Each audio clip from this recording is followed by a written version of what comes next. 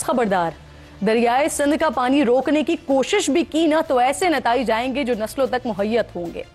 ये बात नाज़रीन, पाक फौज ने भारत को वाज़ेह तौर पर बता दी है कि वो पाकिस्तान का पानी रोकने की हिम्मत भी ना करें। भारत ने पानी को हथियार के तौर पर इस्तेमाल किया तो खामोश नहीं बैठेंगे हम। लेफ्टिनेंट जनरल अहमद शरीफ चौधरी ने इंडिपेंडेंट उर्दू को दिए गए इंटरव्यू में मजीद कहा कि कोई पागल शख्स ही ये सोच सकता है कि वो इस मुल्क के 24 करोड़ से ज़ायद लोगों का पानी रोक सकता है।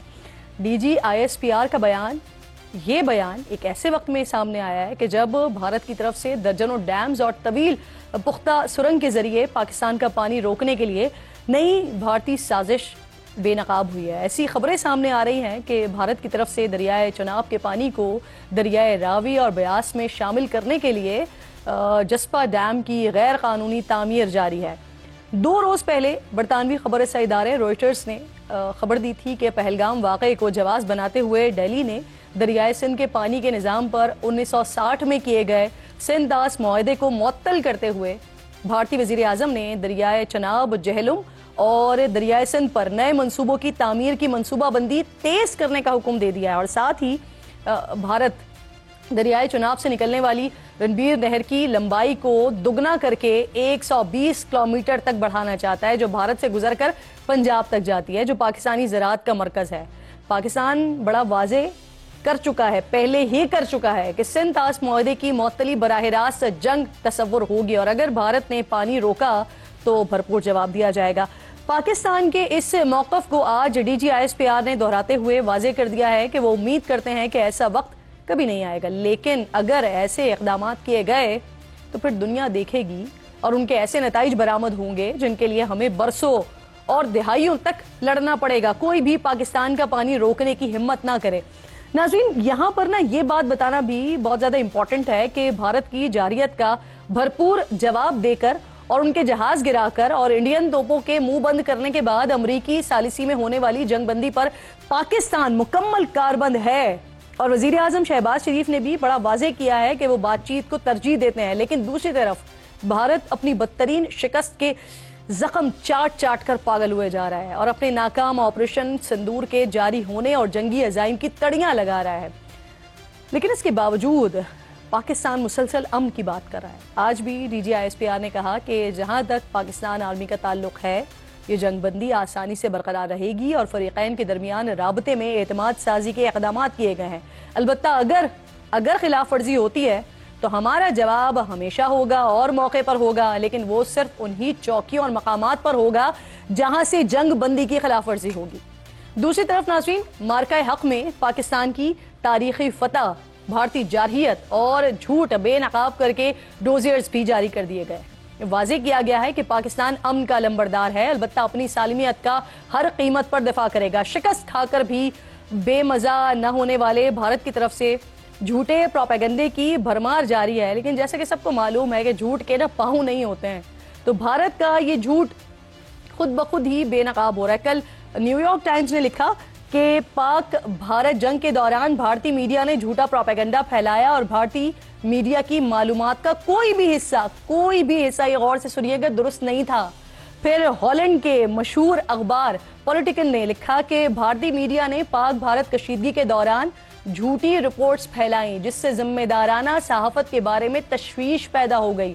और आज फेक न्यूज़ वॉचडॉग ने 7 मई से 10 मई के वाकयात पर मबनी तहकीकाती रिपोर्ट पे भारतीय हुकूमत और मीडिया का झूठ का भांडा मजीद खोड़ दिया है। फेक न्यूज़ वॉचडॉग रिपोर्ट में बताया गया है कि जंग के दौरान भारतीय मीडिया मुकम्मल तौर पर हुकूमती सरपरस्ती में मुहिम साजी में मुलव्वस पाया गया, जिसने जाली खबरों के जरिए जंग में पाकिस्तान पर सबकत हासिल करने की नाकाम कोशिश की।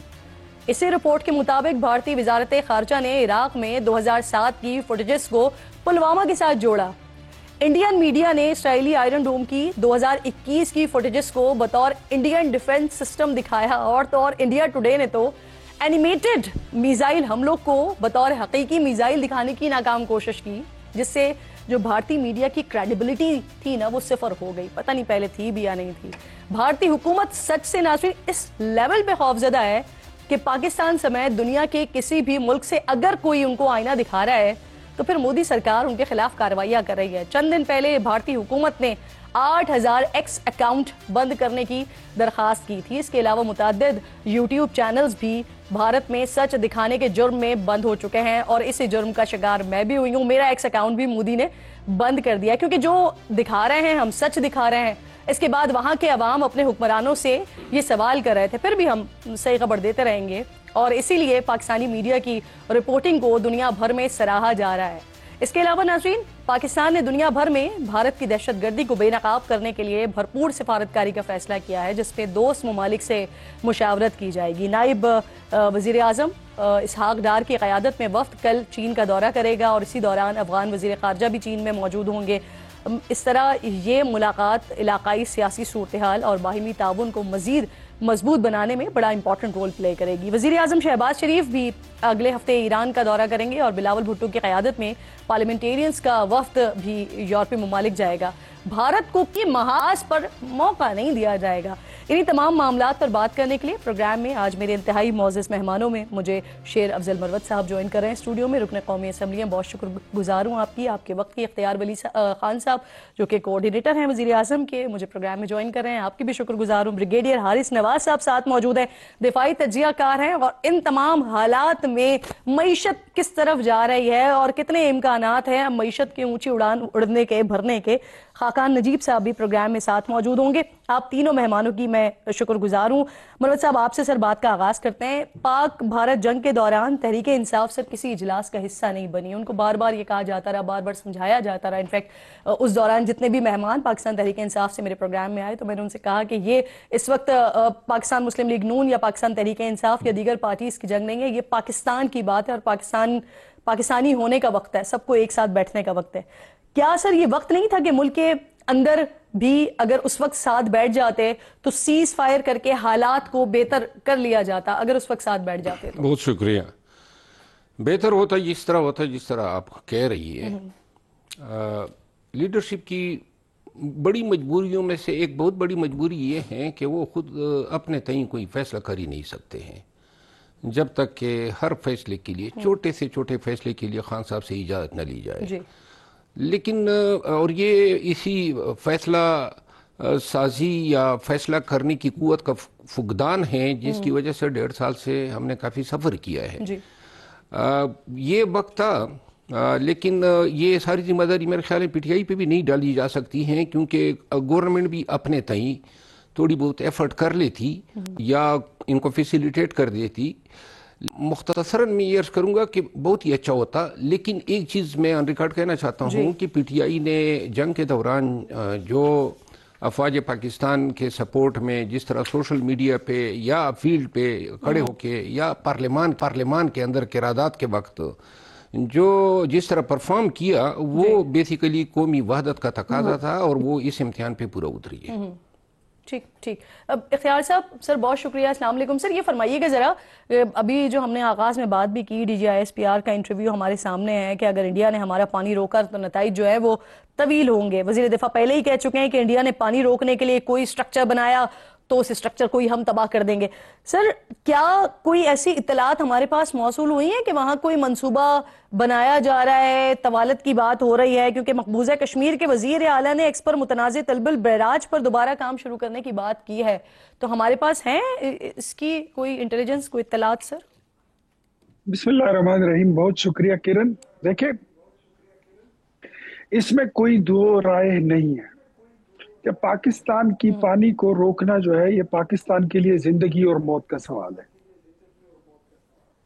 اگر ہمارا پانی کسی نے روکنے کی کوشش کی تو اس کا مطلب یہ ہے کہ آپ پاکستان کی 25 کروڑ آبادی کو بوند بوند پانی کے لیے ترسانا چاہتے ہو اور مارنا چاہتے ہو. تو اگر آپ ہمارے ملک پر آبی دہشت گردی کرو گے تو پھر آپ کے ساتھ کوئی اچھائی کی کوئی توقع ہم سے مت رکھنا.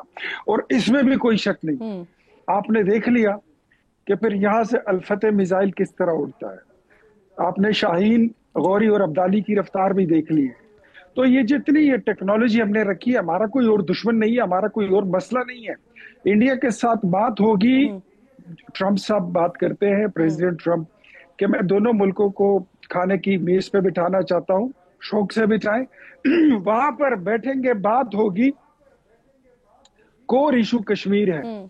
कश्मीर पे बात होगी, वहां पर बात होगी पाकिस्तान के पानी रोकने पर, वहां पर बात होगी पाकिस्तान पर हमले की बात होगी। इसके अलावा जो प्रॉक्सी वॉर इसने शुरू की है पाकिस्तान में, इस पर बात होगी। पानी रुका तो मैं this is something very obvious and there is no rocket science. पानी रुका मिसाइल चलेगा, पानी रुका बम चलेगा। पहले तुमने पहल की थी, और इस बार हम पहल करेंगे। हम पहल करेंगे और ये भी हमने उसको बता दिया। एग्जैक्टली यही मैं आपसे पूछ रही थी सर, क्योंकि हम पहले ही बोल चुके हैं कि ये एक्ट ऑफ वॉर तस्लीम किया जाएगा अगर पानी रोकने की कोशिश की जाएगी, तो हम हमारी तरफ से पहल होगी सर। जो पहले सिचुएशन जो रही वो ये थी कि हमने पूरी दुनिया को ये बता दिया कि पाकिस्तान अमन पसंद मुल्क है, Pakistan is a peace loving country. But इसका मतलब ये नहीं है कि आप हमला भी करो, आप पानी भी रोको और हम अमन की गर्दान लड़ाते रहें और उसको ढोलक पीटते रही। नो, जब बात होगी तो फिर इसी पर होगी, और अगर पानी रुका तो इसको हम हमला तस्वर करेंगे और इसका जवाब फिर जो पहले आपको दे दिया है उससे ज्यादा शिद्दत के साथ, उससे ज्यादा कुव्वत के साथ, उससे ज्यादा दर्द आपको मिलेगा और उससे कारी जरब जो है वो फिर हम लगाएंगे। और ये भी मेरे ख्याल में अब दुनिया को समझ आ गई है। ये जो कुछ लोग समझते थे कि दुनिया का नक्शा होगा तो उसमें पाकिस्तान नहीं होगा, नो, नेवर, कभी भी नहीं हो सकता। दुनिया का कोई ऐसा नक्शा कबूल नहीं है जिसमें पाकिस्तान ना हो, बल्कि वो दुनिया नहीं रहेगी जहां पे पाकिस्तान नहीं होगा। सर बानी पाकिस्तान ने ही कह दिया था कि कोई भी ऐसा नहीं है जो पाकिस्तान को अंडू कर सके सर, अल्लाह की जात के अलावा। तो ये हमारे सामने। मुझे इजाजत दीजिएगा, आप अगर कंप्लीट करना चाहे जुमला कह दें फिर मैं जी एक फिक्र मैं ऐड करना चाहता हूँ। ये जो वार ऑन वाटर्स की बात हो रही है ना, मैं ज़ाती तौर पे समझता हूँ जो हमारी इंडस बेसिन ट्रीटी है, इंडस एकॉर्ड 1960 की, इसके तहत जो इंडस है, झेलम है, ये और चनाब, इनके 20% जो हैं वो इंडिया ने यूटिलाइज करने हैं, 80% हमारे पास। जो ब्यास वगैरह हैं उनके 80% उन्होंने यूटिलाइज करने हैं, 20% तीन हमारे पास, तीन उनके पास, तीन, लेकिन उसमें भी 20%। अब जो रिवर झेलम और इंडस का जो 20% इनके पास है, वो उनके पास इतना इंफ्रास्ट्रक्चर नहीं है कि वो उसको यूटिलाइज कर ले। अगर इन्होंने पानी रोकना है तो इसके लिए जो इंफ्रास्ट्रक्चर दरकार है वो 1 साल 2 सालों में मुमकिन नहीं है। एग्जैक्टली बात यही है, 1-2 साल में मुमकिन नहीं है, लेकिन अगर 8, 10, 15 साल के बाद भी उनका वो इंफ्रास्ट्रक्चर मुकम्मल होता है तो ये भी तो सर सवाल है ना कि वो बना ही ऐसी चीज क्यों रहे